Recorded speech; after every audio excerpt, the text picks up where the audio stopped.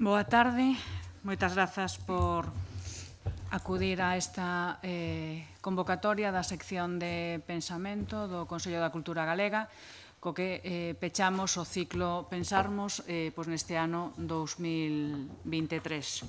Se todo vai ben conforme o previsto, o 25 de xaneiro de 2024 daremos inicio ao do ano que ven. E este ano que o Pensarmos levaba por título xenérico para todas as sesións Democracia, pero que democracia? Pois ímolo pechar coa convidada de hoxe, con Sara Babiker, non sei se se pronuncia exactamente así, Alicerces materiais para unha democracia sobre terra firme, en que dialogará con Mariló Candedo, que ademais de ser profesora da Universidade da Coruña, pois é tamén membro da sección de pensamento do Consello da Cultura Galega.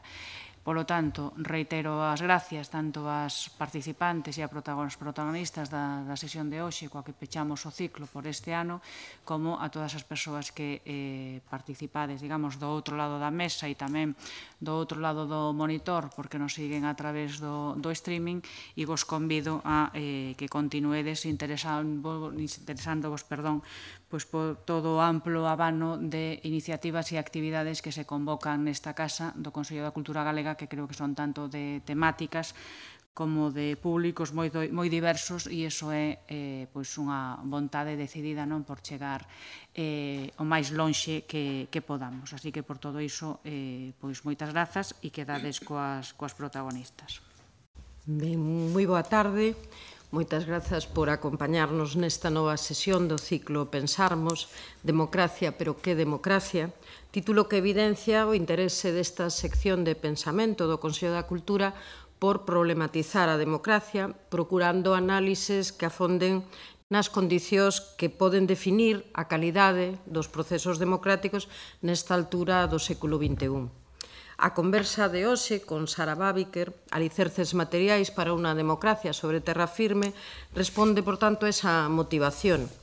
Neste tempo de diálogo con ela, e logo entre todos e todas, queremos analizar hasta que punto as condicións materiais de existencia teñen que ver coa calidade da democracia, ata onde determinan a posibilidade de desenvolver dereitos recoñecidos nas normas de convivencia que nos damos e como as políticas públicas poden mellorar a saúde democrática das nosas sociedades.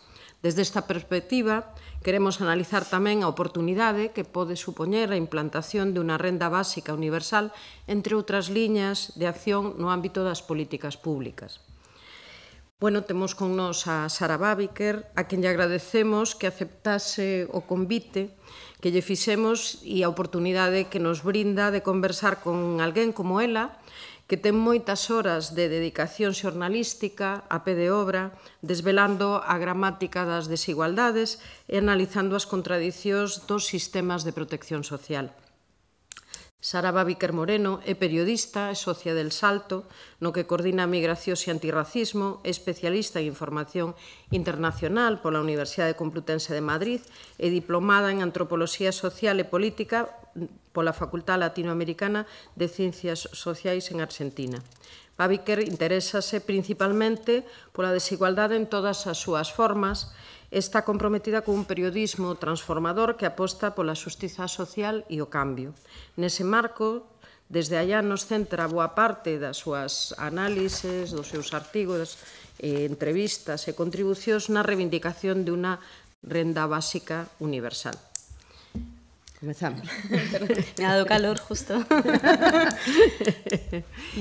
Bueno, pues nada, muchísimas gracias para empezar. La verdad es que me siento bastante privilegiada de estar en este formato que me parece muy fértil y muy provechoso y muy exótico, ¿no? Como tener 2 horas para dialogar tranquilamente, para conversar entre todos y todas sobre, bueno, pues sobre cuestiones más de fondo que no están tan atadas a la actualidad y en las que nos podemos, no sé cómo decir, como acercar, ¿no?, a cosas más pequeñas, más a lo micro y partir de ahí también a lo macro, ¿no?, que es algo que también me interesa a mí como periodista. Entonces, muchísimas gracias para empezar por este privilegio. Yo creo que cualquiera de nosotras aquí, si tuviésemos 2 horas para hablar y conversar, podríamos decir muchas cosas. cuando pensaba que podía contar, ¿no? en este tiempo, que es aguantar un buen rato hablando, pues también pude gozar de otro privilegio, ¿no? Que fue tener unas horas para releer las cosas que yo venía escribiendo en los últimos años, que es algo que no hacemos mucho, ¿no? Como mirar con perspectiva lo que nosotras mismas hemos pensado, ¿no? Y cómo ha evolucionado nuestra forma de ver las cosas, que en cierto modo se corresponde con cómo evolucionan las cosas a nuestro alrededor tan rápido, tan aceleradamente. Entonces también agradezco haber sido empujada a reencontrarme con mis textos. Y en estos textos lo que encontraba es, a ver si lo puedo explicar, como que hace unos años, cuando yo no trabajaba 40 horas en un medio de comunicación, pasaba un montón de tiempo en las redes sociales y estaba más apegada al barrio, ¿no? A la realidad del barrio, estaba más escuchando a mi alrededor, tenía como una visión más clara, o por lo menos más, no sé, como más potente de las cosas. Y siento, hago esta autocrítica, pero creo que se puede un poco extrapolar fuera de mi persona, que en los últimos años ha habido un desplazamiento de esa mirada a lo inmediato, a la realidad, a lo material, a cierta aceleración de debates más en lo abstracto, más en lo discursivo, más en el estos y el aquellos y demás. Solamente dejo esta reflexión para proceder. Bueno, yo tengo una chuletilla porque soy un poco dispersa. Todavía no has preguntado nada. Voy a acabar con esta introducción. Se me había olvidado que me ibas a preguntar cosas. Sí. No, bueno, eso que voy a usar mi chuletilla y que muchísimas gracias por esta invitación. Bueno, para os que non asistides habitualmente, a metodoloxía que seguimos é unha conversa. Eu plantearei así alguna pregunta e ela irá entrando nos temas e despois abriremos xa un diálogo, unha conversa múltiple onde podemos un pouco reflexionar. Os temas de fondo son democracia, condicións materiais, protección social, renda básica, dereitos, cidadanía, todo ese entramado, digamos, de asuntos que, bueno, que se asocian a esta temática, ¿no? Ben, asegurar unas condicións materiais de existencia suficientes e dignas é unha exixencia para ter na práctica un certo estatus de cidadanía asociado ao que é vivir en democracia. Que obstáculos crees que impiden que esas condicións estén aseguradas para o conxunto da poboación? Claro, mi introducción, que casi he seguido sin parar, tenía que ver un poco con esto, ¿no? Creo que la democracia no puede ser algo abstracto, ¿no? Sino que tiene que estar basada en una tierra firme, ¿no? Como justamente, ¿qué es esa tierra firme, ¿no? Ese horizonte de seguridad y de consistencia que nos permite tener una vida digna, con una posibilidad de proyectar hacia el futuro, poder hacer un proyecto de vida, pues los derechos sociales y económicos, ¿no? Podríamos decir, no solamente... pero creo que todo tiene que ver con eso en cuanto a dar fundamento pues, a los derechos civiles, políticos, que igual están más, bueno, me estoy adelantando un poco, ¿no? Pero que están como más garantizados, ¿no? por nuestras democracias liberales. Entonces, ¿en qué situación estamos, ¿no? A mí me llama mucho la atención, también desde el periodismo, la capacidad que tenemos para abstraernos de las realidades de la gente. Y en cuanto aterrizas un poquito, ¿no? En cuanto te paras delante de mobiliaria de tu barrio, ¿no? Donde ves los precios del alquiler, los precios de la vivienda, pues estamos en una democracia donde la gente no se puede permitir un techo, donde la casa es pues un ejercicio de solidaridad intergeneracional, ¿no? Tus padres te han ayudado con una ayuda económica o en especie, o has tenido la suerte de heredar, de que muriese alguien mayor y heredar una casa, ¿no? Hace poco una amiga mía, pues una amiga que lleva años opositando para buscar una seguridad, que es una familia monomarental, nos preguntaba, con estas oposiciones que cobraría como 1.500 euros, si se podía plantear venir a vivir a Madrid, si le salía plaza en Madrid, ella con un niño pequeño, ¿no? Entonces, una democracia donde alguien con un trabajo no se puede plantear una vida pues, normal, estable, tranquila, pues es una democracia con unos cimientos muy poco sólidos, ¿no? muy frágiles. Claro, esta ciudadanía es una ciudadanía que no habita sus ciudades, ¿no? Podemos decir, a la que cada vez le cuesta más habitar su ciudad. Nos echan de nuestros barrios, nos echan de nuestras ciudades, ¿no? Y bueno, y hablando de tierra firme, ¿no? que hay más firme que una casa, ¿no? Que una vivienda. Entonces, la negación de ese espacio que no es, bueno, que lo es todo, ¿no?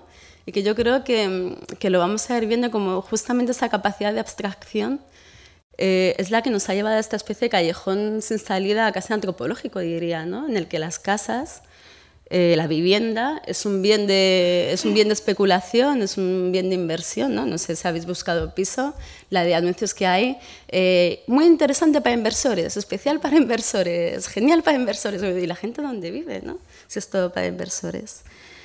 Y bueno, pues volviendo con los derechos económicos y sociales, ¿no? Supone que tenemos derecho a un trabajo digno que nos dé lo suficiente para sobrevivir.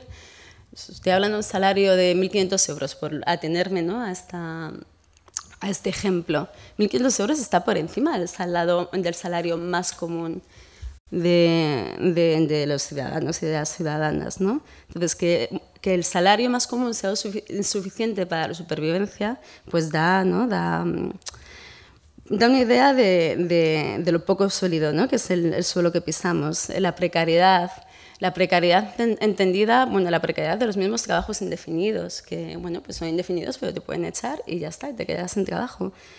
Vivir al límite, no poder planificar, toda esta gente que va enlazando trabajos que no tienen ningún sentido, ¿no? Que esto también nos conecta con la cuestión de la renta básica, trabajos que solo generan malestar, o sea, estos trabajos de mierda para ellos mismos y para los demás. La gente que te llama a las 3 de la tarde para venderte algo. ¿Quién compra algo a las 3 de la tarde porque llamen por teléfono interrumpiéndole la siesta? O sea, ¿qué sentido tiene, antropológicamente hablando también, este tipo de trabajos, ¿no?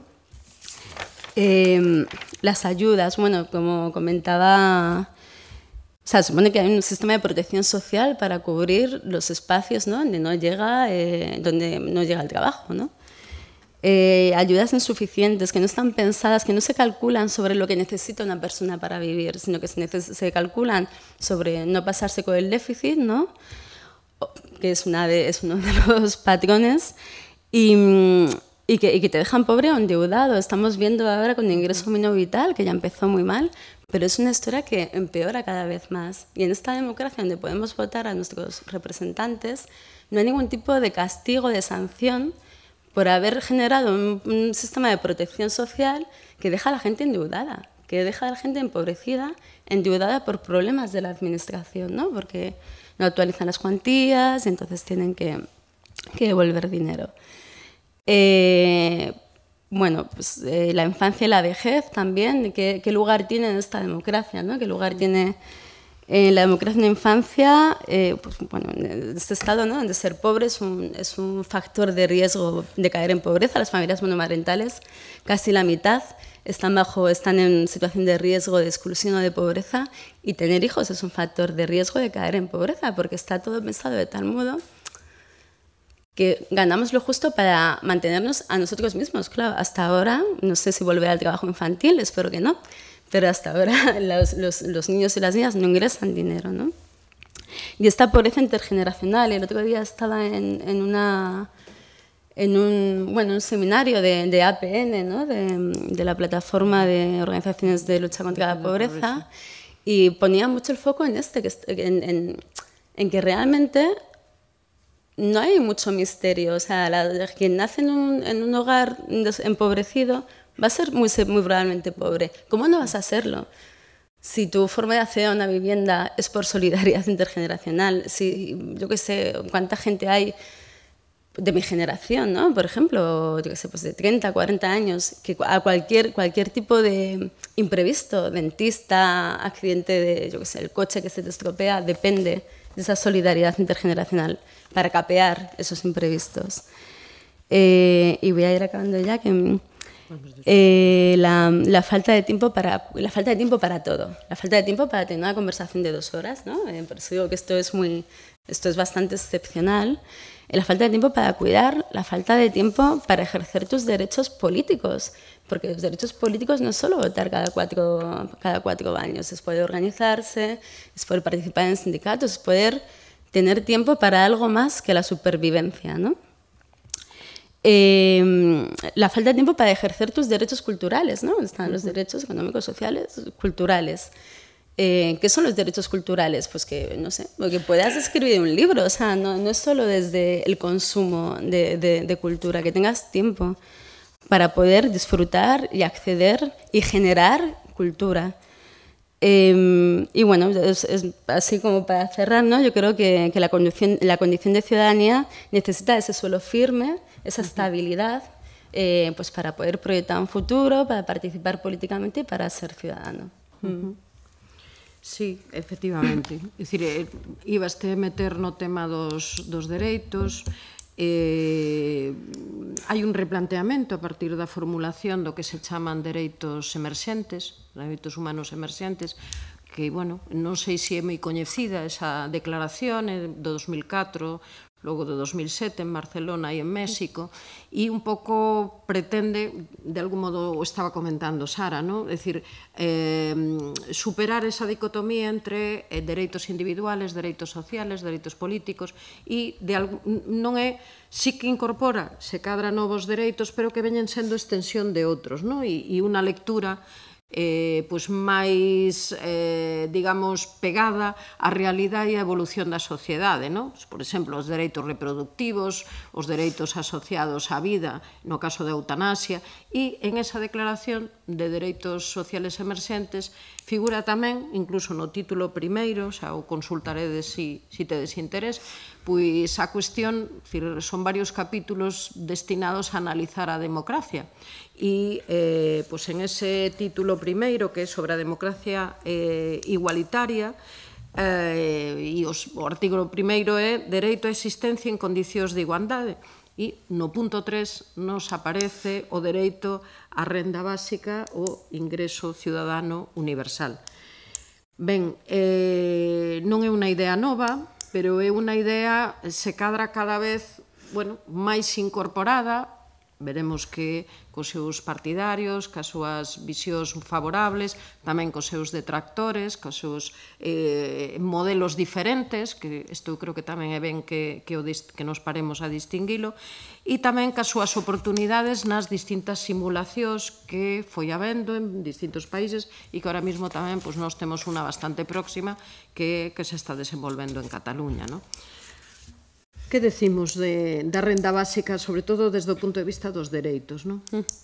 Claro, yo siempre me había planteado, bueno, siempre, el tiempo que he estado, ¿no?, reflexionando sobre renta básica, lo había planteado más desde una perspectiva de los derechos sociales y económicos, en cuanto que, bueno, la declaración de los DESC, ¿no?,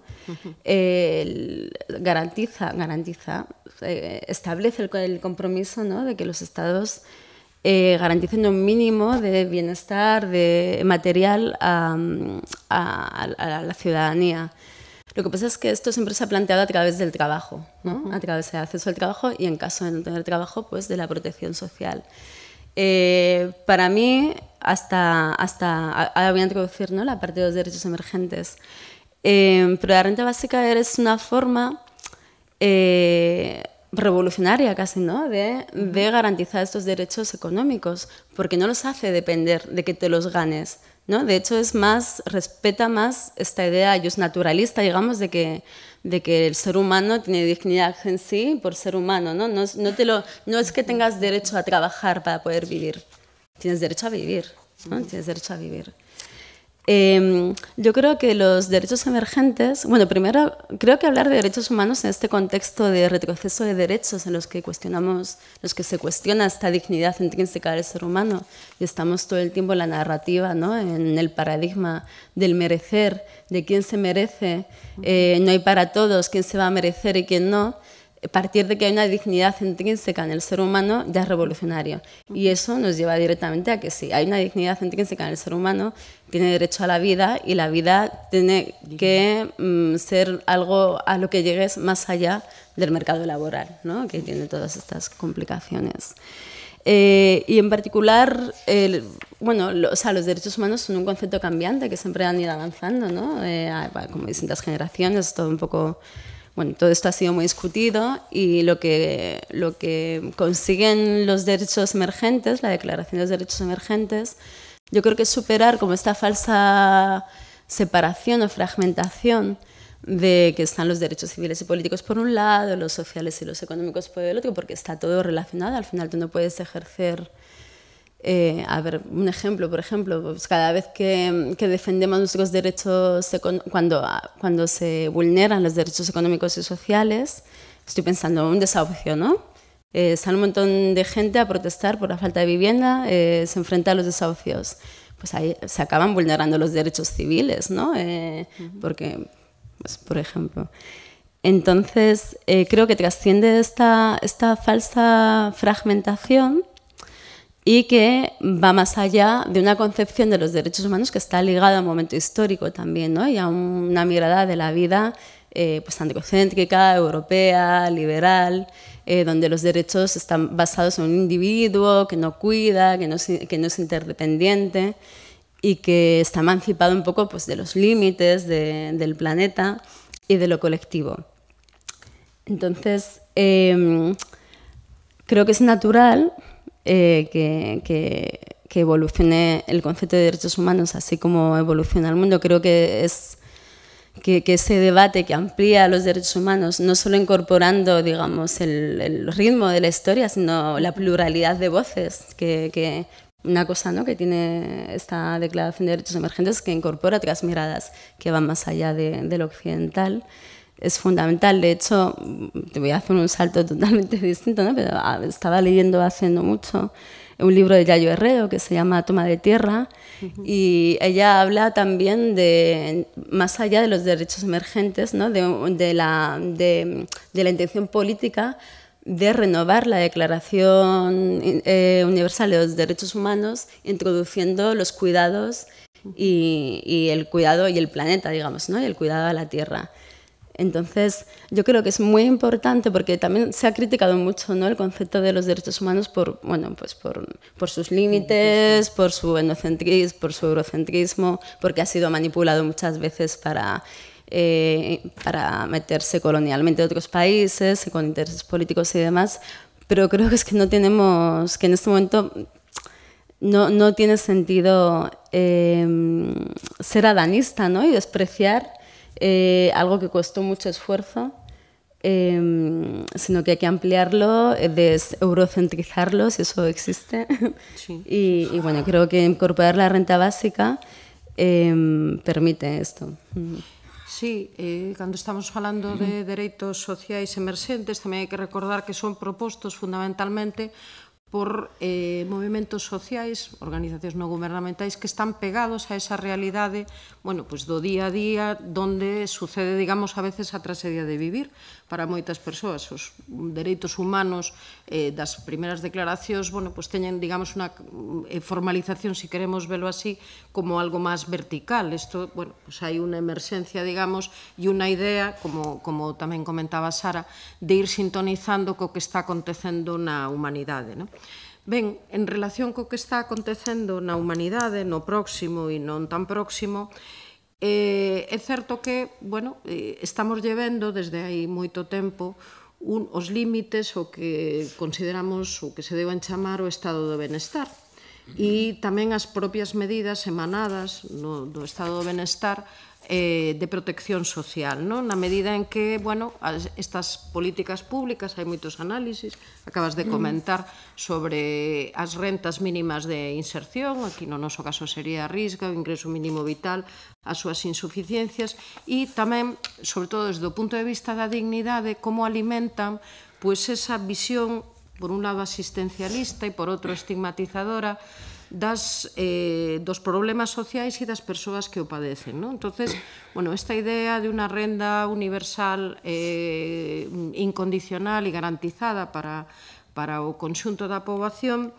é unha proposta que antes comentábamos que ten os seus partidarios e detractores, non?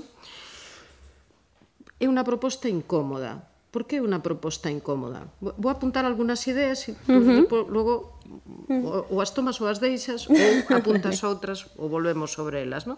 Eu creo que é incómoda En boa parte porque temos unha tradición e unha necesidade que vai a continuar de reivindicar moitas cuestións todavía e sin renunciar a elas sobre o emprego e o traballo sin confundilos, non? Pero sí cuestiona, por outro lado, algunos elementos, non? En relación a como concebimos pois ese ámbito.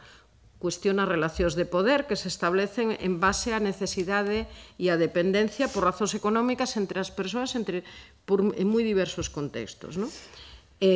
Cuestiona a normalización da pobreza que fixemos como unha cuestión individual que acabas de comentar, de falta de esforzo, de motivación e que non se intenta no derivar como consecuencia de un sistema inxusto que funciona así de unha maneira estructural. E cuestiona tamén, creo que pode chegar a cuestionar, así creo que hai tamén moitas aportacións a este debate da renda básica, parte da gramática do traballo social como controlador e, digamos, reproductor de unha lógica inxusta e estigmatizadora. O sea, o que se fai, digamos, como de seguir as vidas da xente con un ton máis de fiscalización que de prevención ou de acompañamento ou de poñer a vida das persoas no centro das análisis. Retomo lo que me cuentas y añado alguna cosa más. Yo creo que es incómoda porque pone un poco patas arriba, ¿no? Todo el sistema en el que nos movemos ahora, ¿no? Creo que esta carrera, digamos, por la supervivencia en la que nos movemos, o la acumulación de capital, ¿no? Por otro lado,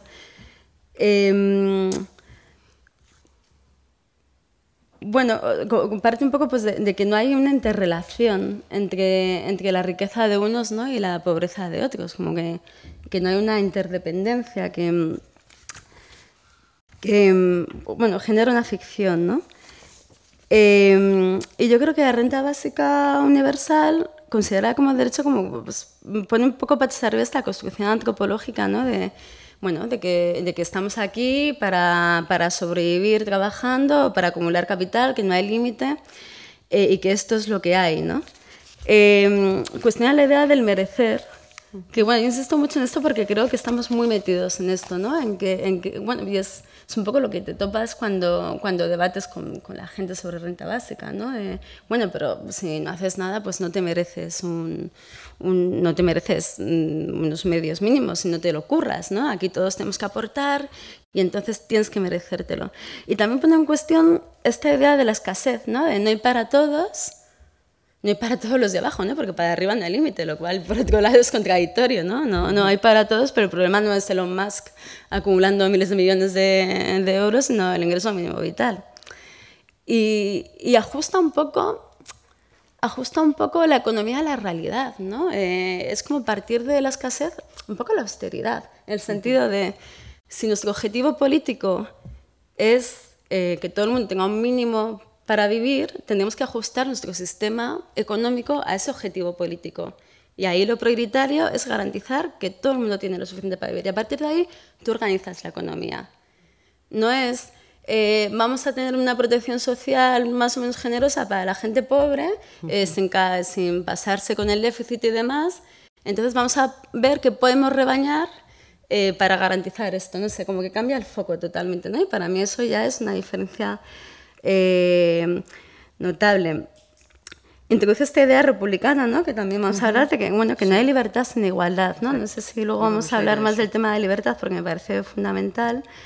Pero claro, es más al sistema. O sea, queda un poco raro, ¿no? Hablar del sistema, pero vamos a hablar del sistema porque nos entendemos, pero luego si queréis lo debatimos. Le interesa más hablar de igualdad en términos más simbólicos, ¿no? Y menos materiales, porque la igualdad material implica una redistribución. Vivimos en un sistema neoliberal en el que la redistribución del capital se está haciendo de abajo arriba, ¿no? A través de este capitalismo, de esta acumulación por desposesión que desposee el sur o nos desposea a nosotros en nuestros derechos más básicos, ¿no? Desde la educación, la sanidad,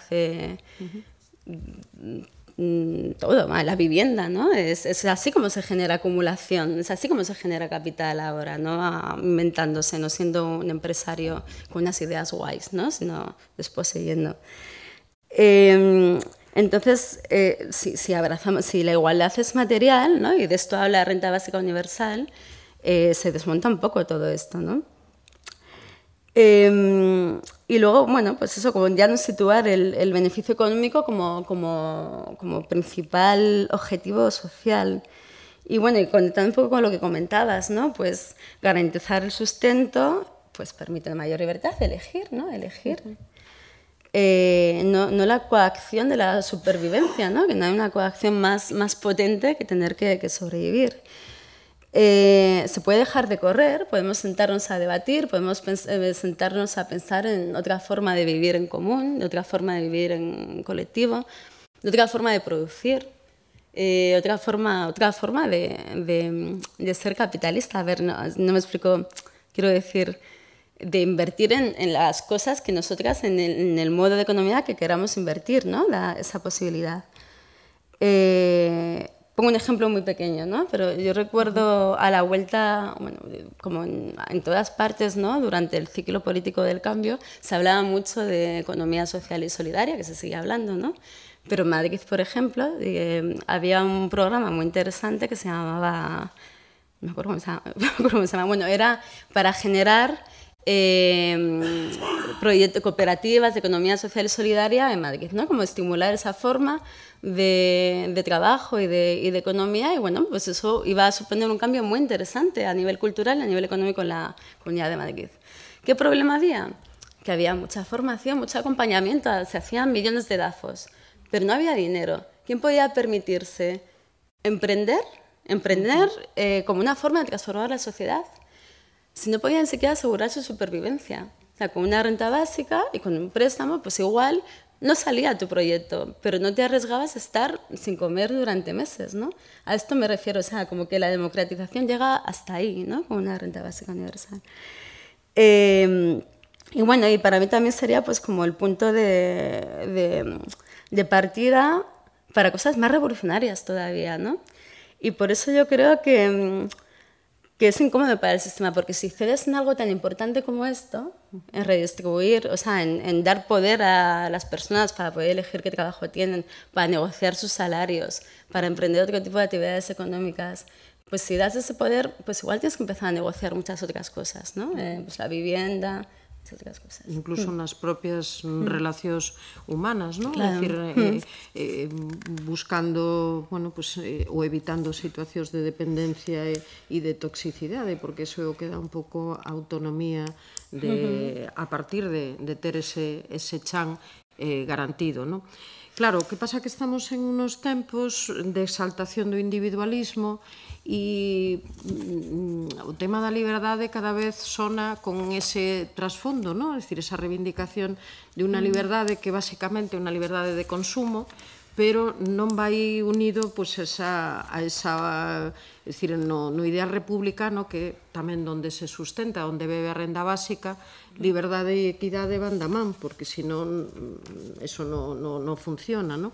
Entonces, e visto tamén, bueno, pues algunos avances que se poideron dar en algunos modelos, cal sería a folla de ruta? É dicir, a hoja de ruta que tú marcarías, é dicir, que temos que facer? A renda básica forma parte, empeza a formar parte, máis do que parece, dos debates académicos, hai, bueno, pues algunos modelos que se están contrastando ca realidade, pero é verdad que tamén, e quizá tamén é importante que isto poñamos en riba da mesa, fala de renda básica o Vaticano, a OCDE, estamos falando todos da mesma renda básica, incluso desde o punto de vista de un modelo económico que non é este modelo que nos seguramente o que nos queremos referir, tamén piden unha renda básica, non? Pero cal é a diferencia en todo eso e que podemos marcar? Que deberíamos estar facendo como hoja de ruta, como folla de ruta, con que interlocutores? Esta es a pregunta do millón. Madre mía, ojalá lo supiese. A ver, hay muchas cosas ahí. O sea, yo creo que tenemos que partir también de que vivimos en un momento como de cierre del imaginario político total, ¿no? Como muy a la defensiva. Entonces creo que primero no tenemos que dejar que nos quiten nuestras, ¿no? Como que nos expropien nuestros objetivos políticos o que se desdibujen, ¿no? Creo que hay un consenso muy claro entre quienes defendemos la renta básica universal como una forma de emancipación y de redistribución, bueno, pues que tiene que ser suficiente, individual, y que no puede suponer, digamos, una especie de intercambio por nuestros derechos sociales, o sea, por el estado de bienestar, ¿no? Digamos. Yo creo que hay consenso bueno, aquí, no sé, luego si quieres rebatimos, entonces imagino que sí, igual.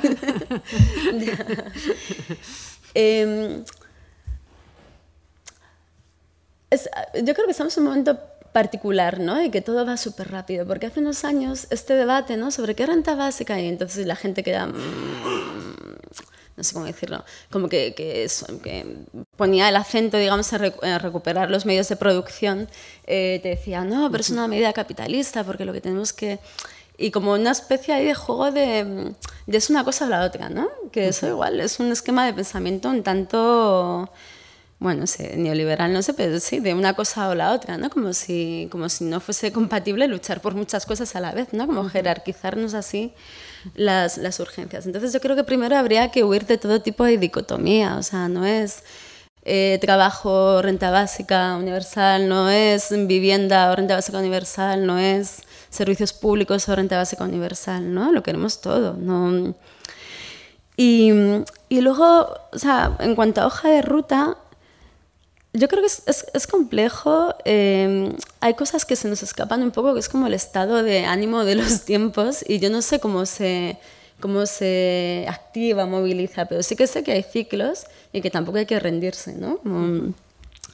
Creo que de un lado está la batalla cultural. Yo creo que se avanzó bastante la batalla cultural en los últimos años, como decías, pues se habla en la academia, pero no solo en la academia, pues con motivo de la pandemia hubo un momento ahí de explosión, ¿no? En la que todo el mundo hablaba de la renta básica universal y los movimientos sociales se ponían de acuerdo en que había que exigirla, y el feminismo se puso las pilas, y, o sea, como que había como otro momento. Entonces, igual hace 10 años esa batalla cultural era más difícil de conquistar, porque era más difícil que la gente, no sé, como que estábamos más todavía en el debate de que, claro, pero el trabajo, ¿no? Que la gente entendiese que se puede vivir o que se puede vivir, que es algo que no separado del trabajo, digamos, ¿no? Que el trabajo no puede ser la única forma de acceder a la vida, digamos, ¿no? A una calidad de vida. No digo que esa batalla esté ganada, o sea, yo creo que todo esfuerzo pedagógico porque llegue a todos los lugares, porque llegar a los movimientos sociales a todos, ya es un avance. Pero bueno, que yo quiero que el frutero sepa que es la renta básica universal, ¿no? Que mis vecinas o que las madres y los padres del AFA, ¿no? Entonces yo creo que ese trabajo pedagógico hay que seguir haciéndolo, pero creo que también no se trata solo de entender algo o de explicarlo, sino que tiene que ser deseable, ¿no? Sí. Y para hacerlo deseable también hay que pensar, porque deseamos muchas cosas, ¿no? Pero pues muchas veces no luchamos por ellas porque es que no nos parecen ni posibles. Entonces, creo que el reto sobre todo es es pensar que pueda ser posible, ¿no? O sea, no como que se entienda, que sea deseable, pero también pensar que hay un resquicio de posibilidad. Porque la impotencia no moviliza nada, ¿no? O sea, nos deja una situación de defensa, de, bueno, pues, de defender lo poquito que nos queda y que no nos quiten más, ¿no? ¿Cómo se moviliza la potencia? Y me pregunto, ¿no? ¿Cómo se hace que...? Pues tampoco lo sé, la verdad. Pero, bueno, creo que es fundamental. Hablamos mucho de que la bronca contamina la ira, ¿no? Como que las cosas, la indignación, que estaba bien, ¿no? Hace 10 años. Pues hablamos mucho de que contamina la política, pero yo creo que la indignación también tiene mucha potencia política y estamos como demasiado poco indignadas, para mi gusto, ¿no? Para lo que está pasando. Yo creo que hay que fomentar un poco, bueno, aquí tengo puesto rencor de clase, pero no voy a decir conciencia de clase, como que estamos como en un momento cultural muy raro, ¿no? En el que nos parecen revolucionarios cantantes multimillonarios y hay como muy poca crítica a la acumulación indecente de capital, ¿no? Hay muy poca crítica, es como que ya no se habla casi de rentas máximas. ¿Por qué no hablamos de rentas máximas más? ¿No? Todo es un problema de los de abajo. Hay gente con mucho dinero, esto no es un problema de los de abajo. No se cuestiona cómo se acumula el capital, ¿no? Luego, pues también buscando alianzas transversales, ¿no? Pues como ya se ha hecho, feminismo, sindicatos, academia. Pero creo que también hay que bajar el debate a las calles. Pero claro, ahí es un problema que desborda la lucha por la renta básica. O sea, ahí... En estos tiempos de aceleración continua, si tuviésemos una renta básica sería más fácil luchar por una renta básica. Porque cuando no hay, como en este tiempo de aceleración continua, la gente, yo me incluyo, o sea, pues yo desde que curro 40 horas en un medio que estamos todo el rato haciendo cosas, cada vez hablo menos con mis vecinas y con la gente del colegio y con la gente a la que podría intentar convencer, ¿no? Cada vez me implico menos en el barrio.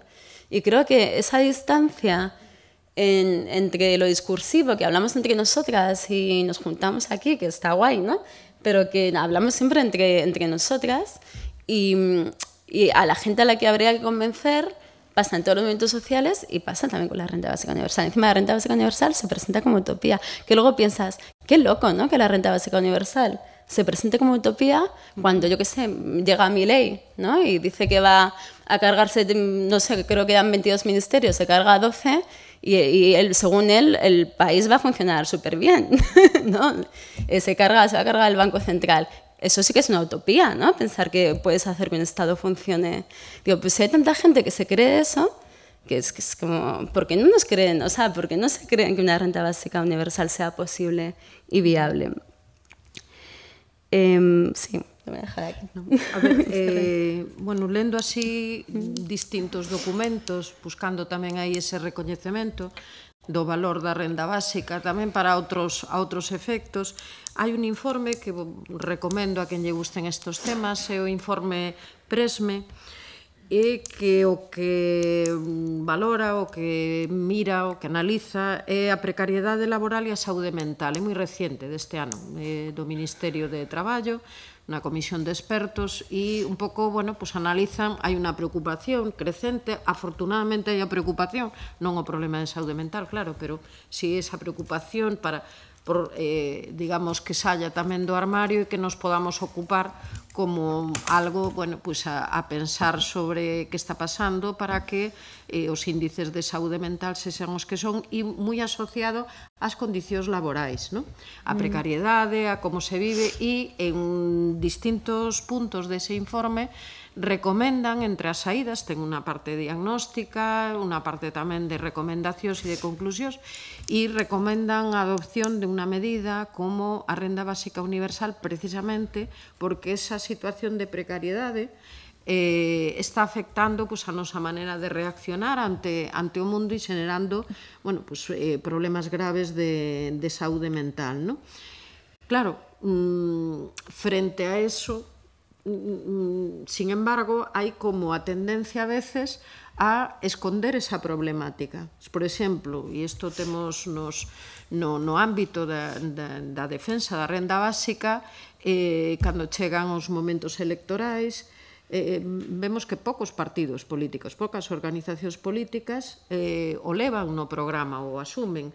Tampouco hai palabras que están como un pouco proscritas, non salen demasiado, non sale pobreza, non sale renta básica universal, ni tampouco sale de crecimento, por exemplo, non? Son temas incómodos, cando igual, efectivamente, son, é dicir, é utópico falar de decrecimento ou sería necesario empezar a falar de decrecimento, aunque estou abrindo todo o debate, pero para que entendamos un pouco ese paralelismo, xustamente en unha crise climática como a que temos de temas de recursos. Que sería o responsable? Igual sucede no tema da renda básica, que sabemos que bueno, pues o ritmo que leva a mecanización do traballo, que non significa que non sigamos defendendo melloras no ámbito laboral e demais, non? Entonces, claro, que é o utópico, que é o realista cos datos que temos no contexto das sociedades nas que nos movemos, non? Claro, o sea, yo creo que, bueno, como ya he dicho varias veces, ¿no? Como que, que el viento no está muy a favor. O sea, que tú no puedes... Voy a poner un ejemplo, ¿no? Cuando Sumar planteó el tema de la herencia universal, ¿no? Que era dar, bueno, que no era exactamente así, pero era dar un dinero a la gente para que tuviese la oportunidad de tirar para adelante. Yo creo que ¿cómo decirlo? Como que la forma en la que comunicas las cosas es fundamental, porque si a la gente le resuena lo que dices con la vida y sobre todo se apropia de ello, no sé cómo decirlo, o sea, puede hacer el proceso, ¿no? Que hemos hecho aquí todas, de entender cómo la renta básica universal es una medida que podemos defender porque nos resuena en la existencia, tanto individual como colectiva, la puedes defender e incluso apoyar, y de hecho creo que están faltando, no una ilusión así simbólica, ¿no? Hemos escuchado ya muchas veces apelar a la ilusión como una especie de significante vacío donde cabe cualquier cosa, sino la creencia real de que se pueden cambiar cosas, ¿no? De que no estamos en una especie de epílogo, ¿no? No sé si conoces un libro de Marina Garcés que se llama Pequeña ilustración ilustrada, puede ser. Bueno, que ya habla un poco de pues una concepción del mundo como el mundo póstumo, ¿no? Como que ya se hizo todo lo que se podía hacer, ya solo podemos gestionar el apocalipsis prácticamente, ¿no? Es un bajón, pero esa es la narrativa ante la que estamos un poco, ¿no? Entonces, como una ilusión aterrizar en medidas políticas concretas, reales, con un efecto real en la existencia, que resuenen en nuestras necesidades reales y que se pueda ver ese cambio, que se pueda imaginar, creo que tendría un potencial político mucho más fuerte que gestionar el apocalipsis, que no es nada sexy, la verdad, como proyecto político. Entonces, no sé, yo creo que nos estamos dejando de disputar muchas cosas. Por ejemplo, el tema de la libertad, ¿no? ¿Por qué la libertad es un activo político de la derecha ahora? Es muy loco, la verdad, ¿no? Pero también creo como que se ha fomentado una idea de la libertad individual, no sé cómo decirlo, no autónomo, ¿no? No la libertad como algo a lo que puedes llegar, ¿no? Como una forma de emancipación sobre la base de unas condiciones de posibilidad, ¿no? Yo soy libre porque tengo mis condiciones materiales cubiertas, no dependo de nadie tiene mi tutela y demás, sino que es una libertad siempre en contraposición a alguien, si os dais cuenta, ¿no? Como que la idea liberal de libertad es un poco en contraposición al Estado, pero ya está en contraposición a cualquier cosa, en contraposición a las feministas, soy libre en contraposición con lo políticamente correcto, con los wokes y no sé qué más, ¿no? Como que y ahora se están apropiando de la idea de igualdad, ¿no? Es lo que estamos escuchando últimamente, de todos los españoles somos iguales y tal. Entonces, pelear estas cosas tan fuertes, ¿no? Disputarlas y no está a la reactiva, porque todo lo que es reaccionar, primero, en plan control de daños, ¿no? De, bueno, eso está muy mal, vamos a hacer un subsidio mejor para que la cosa no esté tan mal, ¿no? Pierdes el apoyo de la gente a la que podría cambiar la vida, porque le está cambiando la vida, pero a muchos a peor, ¿no? Y bueno, y pierdes la iniciativa política. Entonces es muy fácil, o sea, hablar es fácil, escribir para mí es más fácil todavía. Pero, claro, o sea, estamos en el problema de la acción, ¿no? No sé, ¿cómo se activa eso, ¿no? Además, como veníamos hablando en la comida, en un tiempo, ¿no? No sé cómo,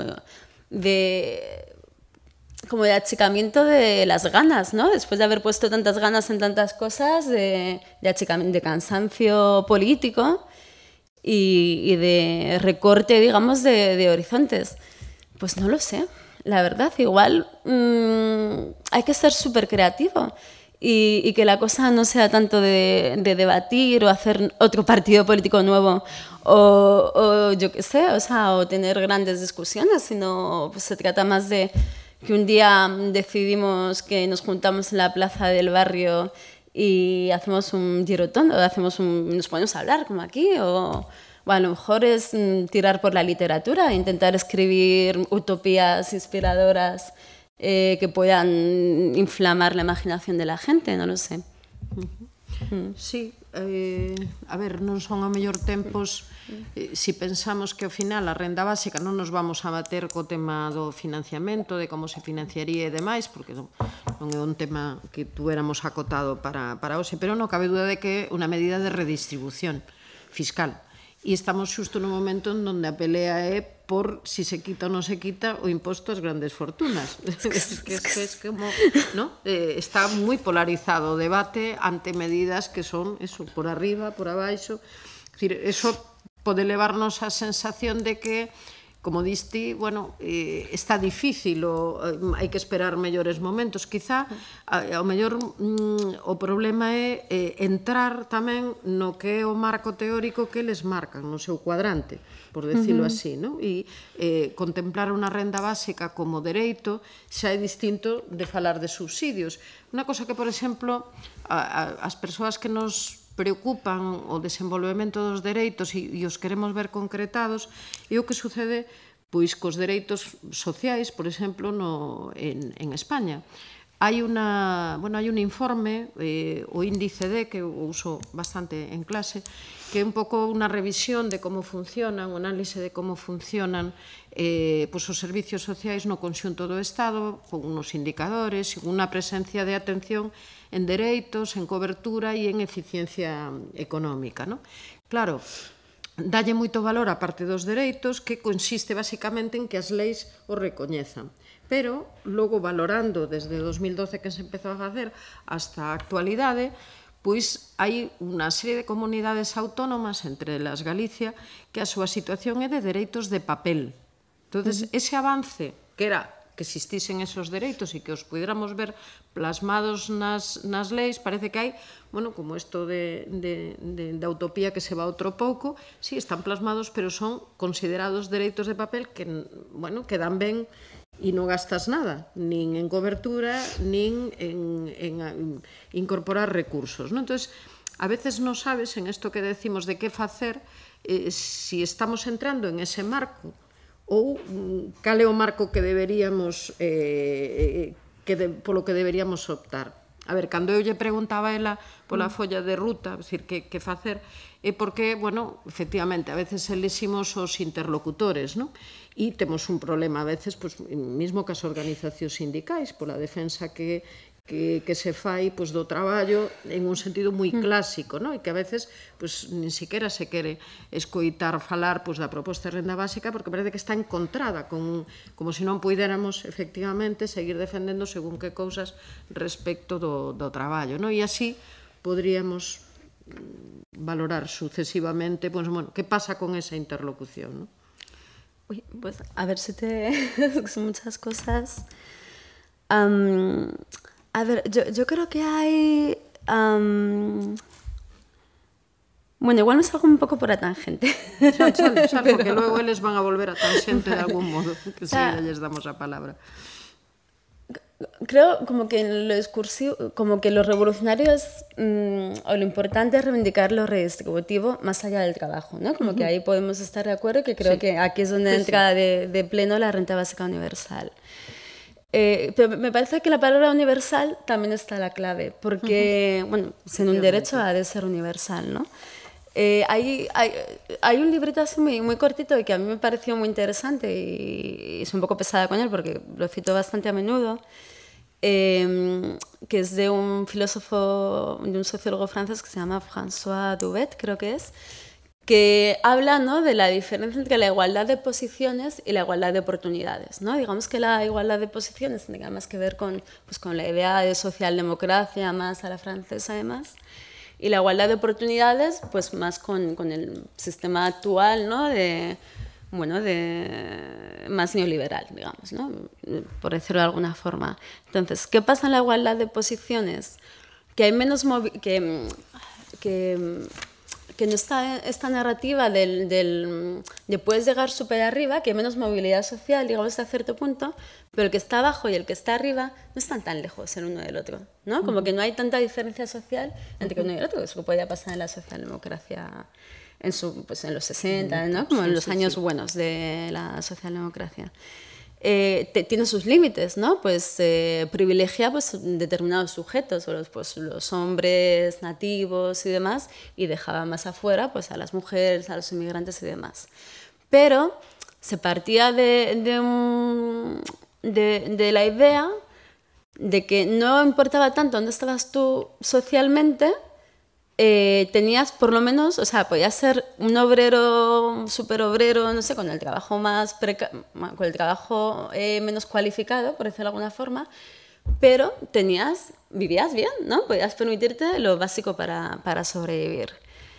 Entonces llega esta igualdad de oportunidades, ¿no? Que amplía, digamos, el espectro, ¿no? De hasta dónde puedes llegar y mete a más gente, ¿no? Entonces dice, bueno, lo que tiene que hacer el Estado es daros a todos las más posibilidades para poder llegar igual de arriba, ¿no? Entonces, vamos a ver, ¿quién necesita ayuda? Porque parte desde una posición peor. Las personas migrantes, pues hago una política concreta para personas migrantes. Las mujeres, una política concreta para mujeres. Los jóvenes, los discapacitados. Pero mientras hago esto de que voy poniendo ayuditas para que la gente más vulnerable, digamos, pueda tener igualdad de oportunidades, voy ampliando cada vez más esta diferencia entre los de abajo y los de arriba. Y si no llegas arriba, no es porque el sistema no funcione, sino porque tú has fallado, porque el sistema te ha ayudado para llegar y tú has fallado, ¿no? Entonces te responsabiliza de tu fracaso. O sea, para mí la renta básica universal es una forma extrema, sana y basada en el derecho de igualdad de posiciones, ¿no? Que no tiene la misma problemática de, bueno, pues lo que podía tener esa igualdad de posiciones basada en el trabajo. Entonces, yo creo que el reconocimiento es fundamental, ¿no? Y creo que tiene que ver un poco con lo que tú hablabas, ¿no? Como pues, poner sobre el papel un montón de situaciones en las que vas a ayudar, pero el reconocimiento no puede convertirse en algo simbólico, en el que yo te digo, sí, tú tienes derecho a ayuda, pero las ayudas cada vez son menos para todo el mundo, ¿no? No puedo tener un montón de líneas de ayuda específicas para mayores de 50, familias monomarentales, y al mismo tiempo pues ir cargando, yo qué sé, pues no tener un sistema universal de cuidados, no tener educación, no sé, pues cargarme los servicios sociales. Entonces, para mí lo que me hablas de la hoja de ruta, yo creo que lo que tiene de potente la renta básica universal es que ¿qué alianza más transversal puede haber? O sea, ¿qué objetivo político más transversal puede haber que uno que garantice una igualdad de posiciones para todo el mundo? Y eso no contradice que tenga que haber un reconocimiento de la diferencia o que tenga que haber apoyos específicos para determinadas circunstancias o una reparación para aquellos colectivos que han sido históricamente perjudicados, digamos, ¿no? en el reparto de... Pero, claro, al capitalismo, bueno, al paradigma neoliberal le interesa más fijarse, no sé cómo decirlo, sí, como reconocer, como... Bueno, trabajar sobre la diferencia, ¿no? Y sobre la identidad, siempre y cuando sean términos simbólicos. Claro, no... Pues yo qué sé, pues yo que estuve muchos años estudiando no me acuerdo, en Argentina, pero se hablaba mucho, ¿no? Por aquella época del tema de los pueblos originarios. Pues en los años 90 hubo mucha legislación para reconocer y reparar históricamente a los pueblos originarios. ¿Qué pasó? Que los derechos que se reconocían eran los más baratos de reconocer, los culturales, ¿no? Entonces sí, podéis hablar vuestra lengua hasta cierto punto, porque tampoco vamos a habilitar la educación pública para... podemos hacer fiestecillas y podéis tal, pero nos vamos a devolver vuestras tierras, nos vamos a dar una reparación histórica, ¿no? Entonces yo creo como que... Bueno, que lo material es muy transversal y no es contradictorio con otro tipo de luchas.